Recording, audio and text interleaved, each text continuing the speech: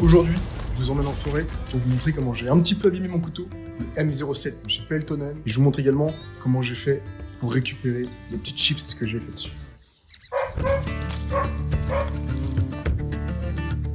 Il s'est pas mal levé, il y a pas mal de grosses bourrasques. J'essaie toujours de s'adapter et de faire au mieux. Voilà. Donc utiliser son esprit un peu créatif. Salut les gars, aujourd'hui je suis là pour présenter le couteau M07 de la marque Peltonen dans sa version inox. J'ai bien utilisé ce couteau, je l'ai depuis juillet, depuis mi-juillet. Donc il a vu pas mal de terrain avec moi. J'ai juste fait quelques petites chips, je sais pas si vous allez voir, en coupant les ailes d'un pigeon. Donc là je sais pas du tout si vous voyez, hein, je me mets peut-être pour rien, mais c'est pas grave. Je vous mets le plan des ailes du pigeon que je coupe. C'est parti. C'est important d'avoir un beau couteau. Tu vois, t'as un peu de viande dans les ailes, mais pas tant que ça. Donc moi je sais que je les coupe pas tout près, mais un petit peu quand même, tu vois. Tu vois, je viens là. Important d'avoir un bon couteau. Un bon couteau qu'on peut retrouver sur mon lien Origine Bushcraft.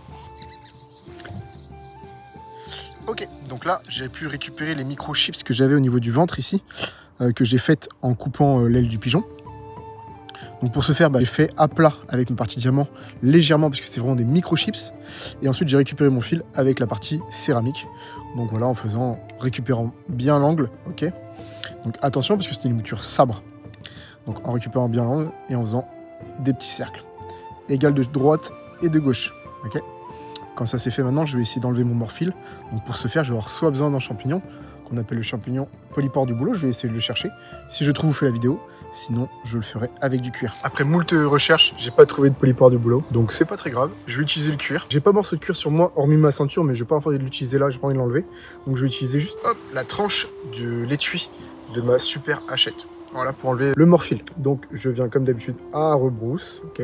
Pas dans le sens du tranchant, sinon je vais juste couper mon cuir et désaffûter mon couteau. L'objectif c'est quand même d'enlever tout le dépôt. Hop. Tout le dépôt. Hop, de métal sur mon tranchant qui m'empêche d'avoir un tranchant qui coupe super bien. Je pourrais carrément passer un petit peu de cuir à polir sur cette tranche en fait et la laisser ad vitam aeternam quand je l'ai et elle est toujours prête à être utilisée. Mais de un, j'y pense jamais, et de deux, en fait, à chaque fois que j'y pense, je trouve que c'est une mauvaise idée parce que si j'ai des vêtements, si j'ai trop de vêtements parce que je la mets dans ma ceinture, ça va les tacher. Donc voilà.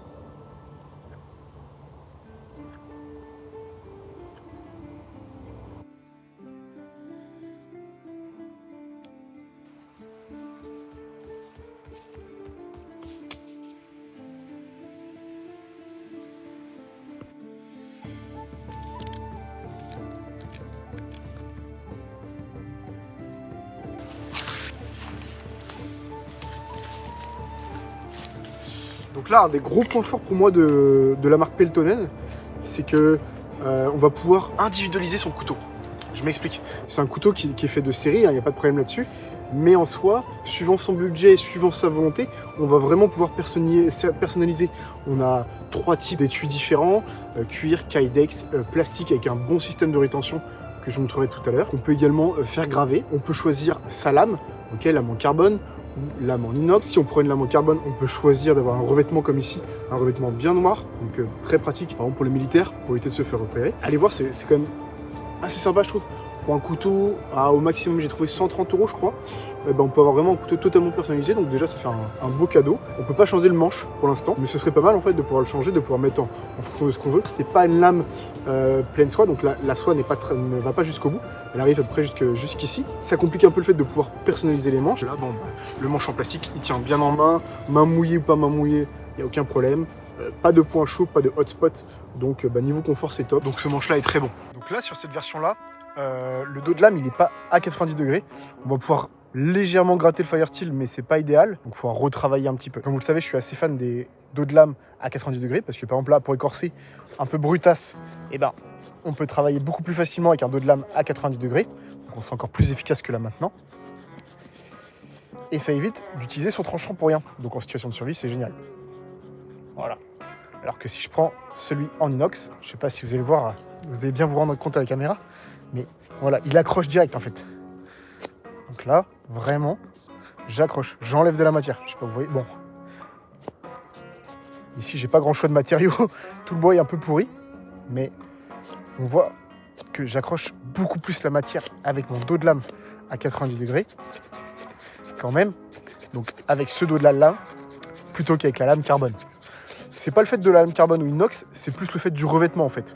Mais en soi, il suffira juste de venir un peu poncer le dos du revêtement, et puis voilà. Donc top. Puis vous avez vu, hein, ça mord dedans, il n'y a pas trop de problème. Ça, c'est vraiment un couteau, là. C'est ce qu'on appelle, pour moi, un manche-bois, quoi. Ou un taille-crayon, quoi. C'est vraiment... c'est un plaisir de travailler avec. Il rentre dedans, et puis... ça découpe. On n'a même plus envie de s'arrêter, hein. Il y a vraiment... Là, je fais ça alors que ça n'a aucun intérêt de faire ça. C'est juste parce que c'est un peu satisfaisant, et que ça se fait vraiment sans trop forcer. Bon, on s'arrête là. Allez. Comme je vous ai dit tout à l'heure, celui-là, c'est un étui en plastique, du coup, qui a deux systèmes de port. Soit port horizontal en mettant la petite sangle ici, là, soit en la mettant à la ceinture ici et en port vertical. Ok, droite, gauche. Ça, c'est hyper intéressant par contre. C'est vraiment, ça permet vraiment de la mettre comme on le souhaite. Donc c'est plutôt cool parce que c'est plutôt rare ça, les étuis comme ça, qui permettent d'avoir un étui droitier-gaucher. Donc un très bon point. Le système de rotation ici, c'est juste cette petite roulette en fait, cette petite roulette en caoutchouc qui fait que on a une rétention. Alors je vais essayer de me débrouiller pour vous montrer. Hop, c'est vraiment genre je pousse dessus et c'est la roulette, regardez. Quand je vais rentrer le couteau, c'est la roulette qui va rouler pour venir verrouiller. Ok, je vais essayer de refaire de l'autre côté pour essayer de vous montrer un peu plus. Donc je pousse sur mon couteau pour enlever, j'évite de tirer, hop, et je peux sortir. Voilà. Et puis quand je suis dedans, il n'y a pas de jeu. Vraiment là, je peux y aller, ça ne sortira pas. Donc vraiment cool, bon étui.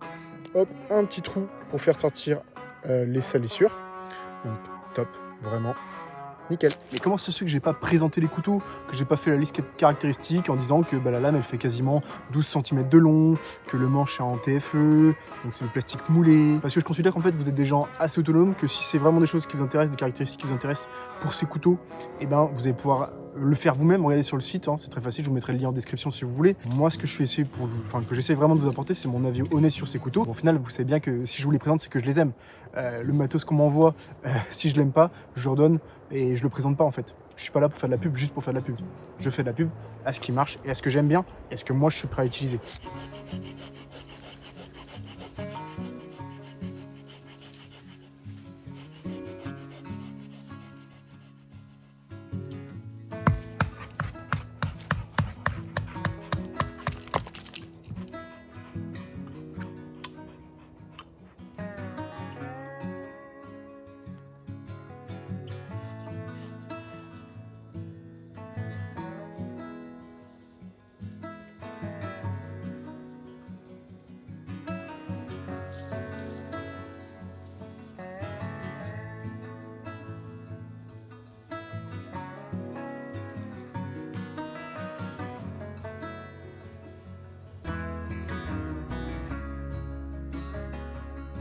Oh, stop.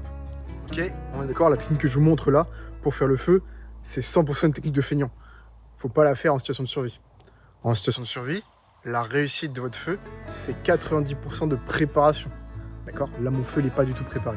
Donc nous voilà à la fin de ces 2 derniers jours. Donc là, la vidéo est finie. On est sur la fin. Merci à tous de l'avoir regardé. Merci d'avoir été jusqu'au bout si vous êtes arrivé à ce moment-là. N'hésitez pas à liker, commenter et partager. Merci infiniment à Peltonen pour sa confiance. Donc c'est des super couteaux. Je suis vraiment content de les avoir testés. Merci à eux de me les avoir envoyés. Comme d'habitude, ils me les sont envoyés gracieusement. Il n'y a pas d'argent en jeu. Ça ne m'intéresse pas. Si il y a de l'argent, on commence à avoir des biais. On commence à devoir faire des choses plus poussées. Ou alors au contraire, devoir donner un avis un peu plus différent, plus mitigé pour avoir de l'argent. Ou parce qu'on se doit de donner un rétexte satisfaisant. Or, moi je veux pas de ça. Je veux forcément donner un rétexte honnête. Donc pas d'argent. Comme ça je suis libre de dire ce que je veux. Merci à tous d'être fidèles au rendez-vous. Merci à tous de regarder la vidéo. Et merci à ceux qui vont dans la nature et qui prennent soin de la nature. Allez, salut.